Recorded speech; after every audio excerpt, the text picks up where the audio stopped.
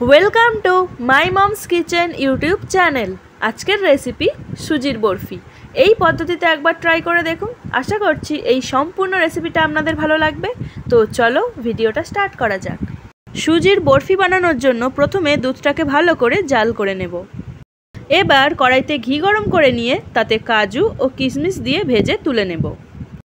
ওই ঘিতেই একটা তেজপাতা দিয়ে দেব আর দেব সুজি, দিয়ে লাল লাল করে একটু ভেজে নেব।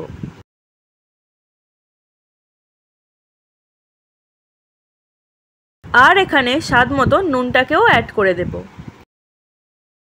আর দেব পরিমাণ মতো চিনি, দিয়ে মিশিয়ে নেব। এবার এখানে অ্যাড করব গরম দুধ, দিয়ে মিশিয়ে নেব। এই স্টেজে দিয়ে দেব ভেজে রাখা কাজু ও কিশমিশগুলোকে, দিয়ে মিশিয়ে নেব।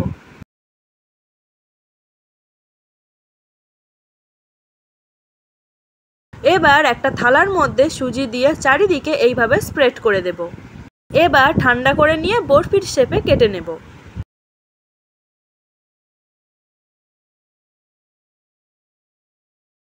আমাদের আজকের রেসিপি সুজির বরফি কিন্তু পারফেক্টলি রেডি হয়ে গেছে।